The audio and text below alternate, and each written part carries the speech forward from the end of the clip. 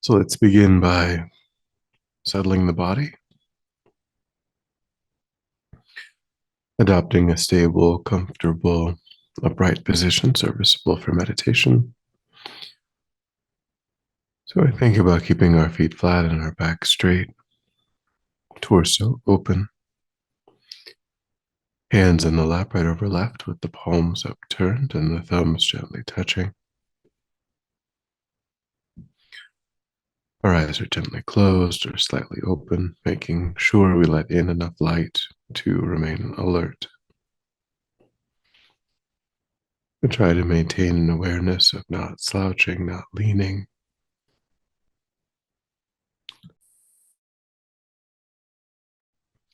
but we also let go of any unnecessary tension or rigidity in the body, relaxing into a stable, comfortable, upright position,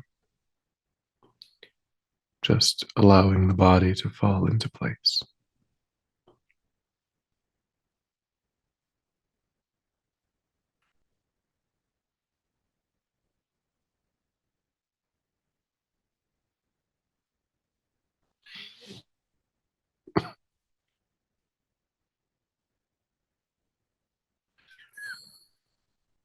And begin to let go of attending to the environment,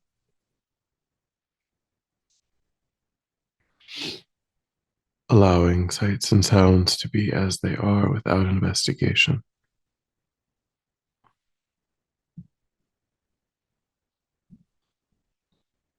constraining your awareness just to the body and mind.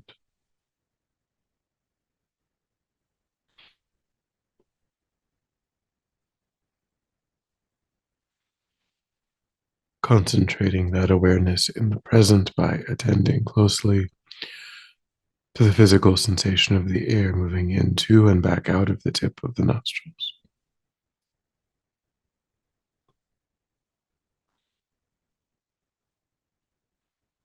Noticing quickly when anything other than that one physical sensation is arising in the mind, and without judgment or frustration, lifting your awareness up from those distractions and placing it gently but firmly again and again on the breath.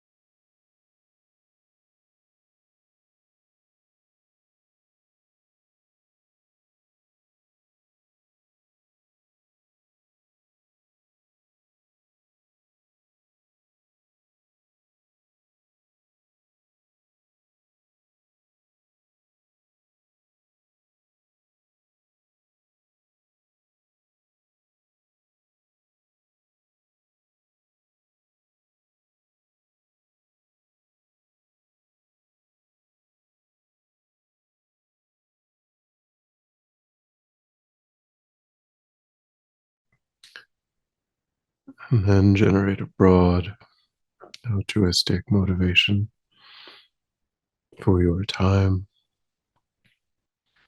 taking a moment to intentionally widen your circle of concern, trying to embrace countless sentient beings within the field of your practice, recognizing that engaging in a process of genuine inner transformation where we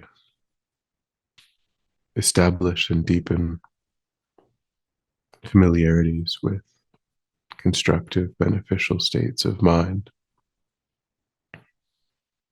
and we reduce the influence, ultimately eliminating the influence of destructive states of mind, is the best method for becoming someone who is interested in, able to work naturally and spontaneously for the benefit of sentient beings.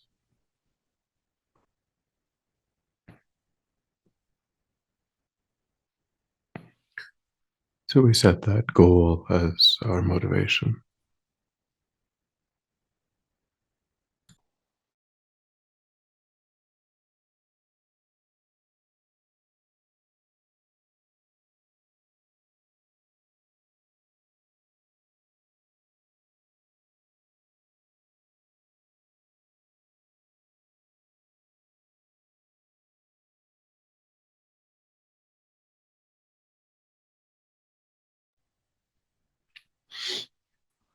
And then with that motivation, we will continue in the process of contemplating this method of developing bodhicitta. So we've already contemplated equanimity as the basis, and then learning to recognize all sentient beings as having played the role of one's own mother countless times over beginningless past lives, and then recognizing the kindness of those mother sentient beings. So the next step is to generate the wish to repay the kindness that has been shown by all of these countless kind mother sentient beings.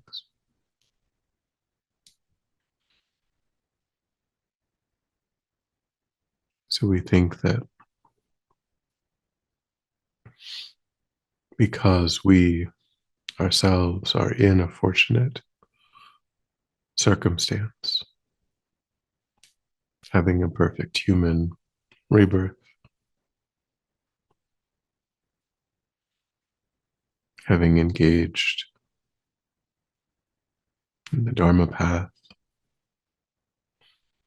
having access to such extraordinary teachers, I think I must do everything I possibly can, both on a conventional level, but also on an ultimate level,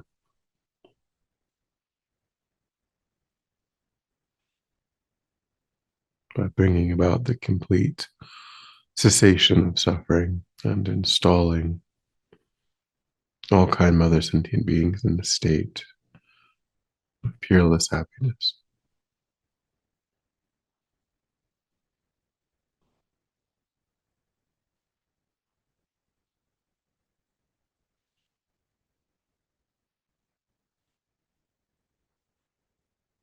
So think along these lines and try to cause that strong wish to repay the kindness of mother sentient beings to arise in the mind, and then hold your attention single pointedly to that experience, refreshing your analysis if that feeling fades.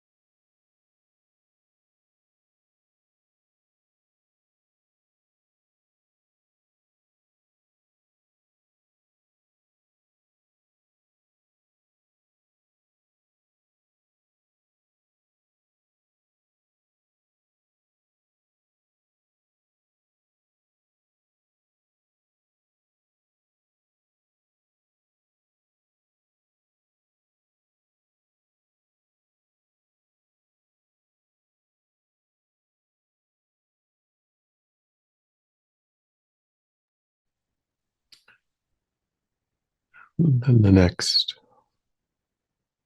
step in the process is to develop affectionate love. Weber Rinpoche says this is the kind of love that a mother feels when looking at her only child, a child appearing in a very beautiful way.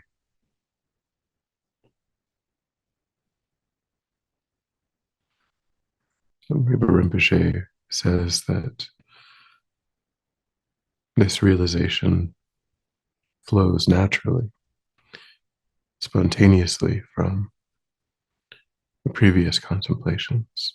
And if we deeply understand all sentient beings as having been our mother, and if we understand the kindness that that entails, and we steep the mind in the wish to repay that kindness, that sentient beings will naturally appear in that beautiful, glowing kind of way.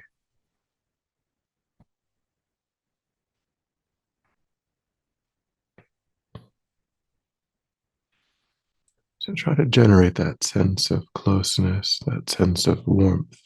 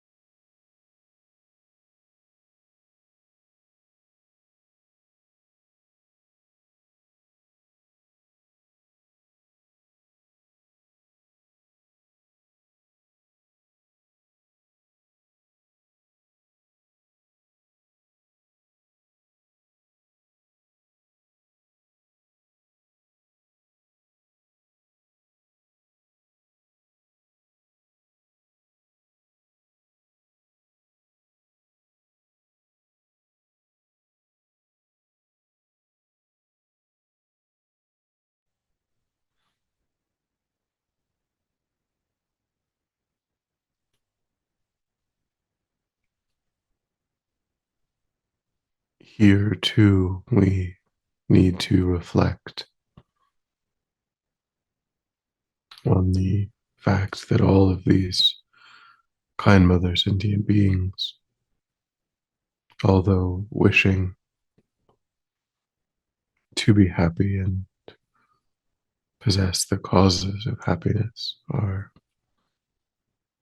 completely devoid of perfect, uncontaminated happiness.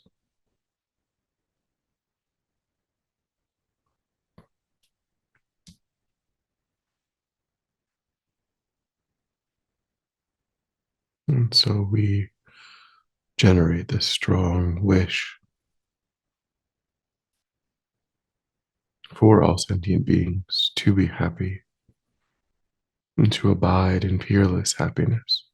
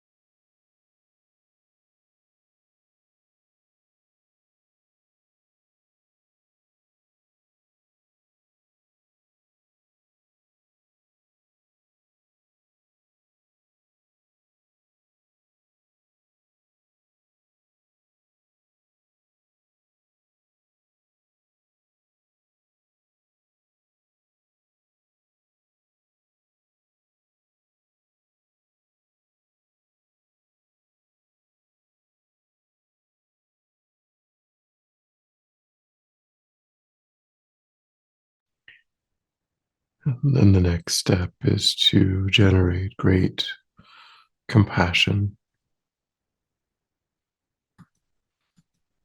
compassion being the wish for oneself and all sentient beings to be free of suffering and its causes. So here, Pabanka, Riva Rinpoche recommends, encourages us to contemplate various specific sufferings of sentient beings. The suffering of animals being slaughtered,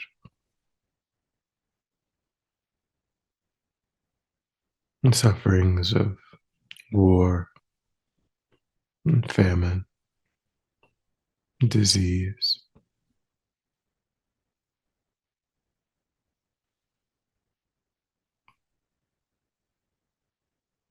and all of the sufferings that we meditated on in the we may meditate on in the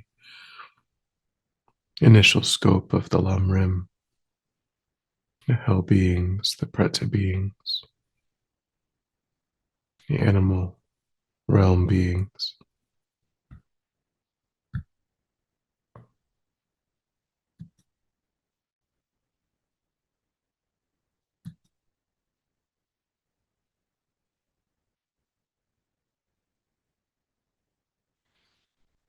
Rinpoche says when a mother sees her child going through intense suffering, she feels an unbearable wish for the child to be completely free from the suffering. Feeling this same strong wish towards each and every sentient being is the sign that you have generated great compassion.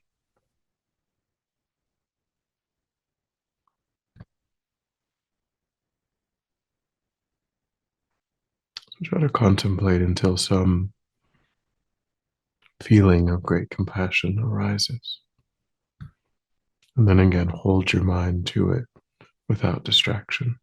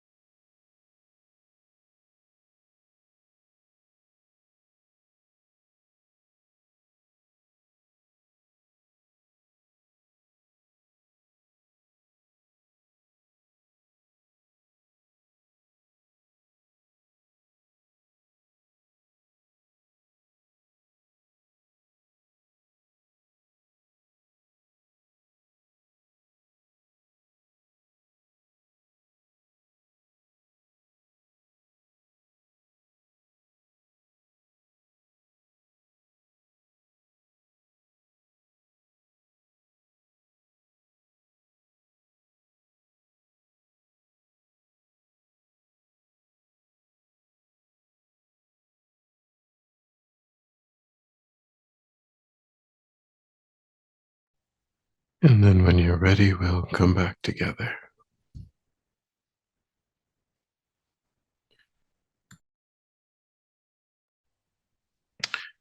And again, by way of dedication, we will use Losang until Buddhahood, one of the 8 prayers to benefit the deceased. I will screen share.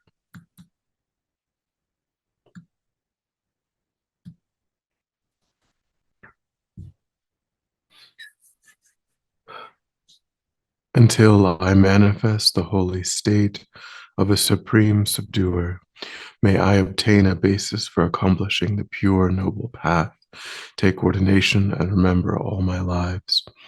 May I uphold the treasury of many infinite qualities, Dharani, confidence, meditative stabilization, clairvoyance, magical emanation, and more. Having attained peerless knowledge, mercy, and ability, may I swiftly perfect the conduct of enlightenment. When I see signs of untimely death in that very moment, may I clearly see the body of protector Amitayus and destroy the Lord of Death. May I quickly become an immortal knowledge holder. In all my lives, by the force of Amitayus, directly acting as a virtuous friend of this supreme vehicle, may I never turn away, even for an instant, from this noble path admired by the conquerors. May I never generate a mind that, neglecting sentient beings, hopes for my welfare alone. May I strive for the welfare of others with skill in means, unobscured regarding the way to accomplish their welfare. Also, by merely expressing and remembering my name, may all those tormented by the result of their negative actions become rich with the glory of sublime happiness, and may they climb the stairway leading to the supreme vehicle. By illustrating a mere fragment of the biographies of the conqueror's children, may all the interferences to the conduct of the conqueror's children be pacified without exception, and may helpful necessities be achieved by just calling them to mind. By the truth of the ruler of the Sakyas, the guides Amitabha, Maitreya, Manjushri, the Lord of the secret Avalokiteshvara, and the Sugatas and their retinues, may all these prayers be quickly fulfilled. So again, we reflect on this being one of the 8 prayers and dedicating to Sister Max's swift, auspicious rebirth and perfect enlightenment.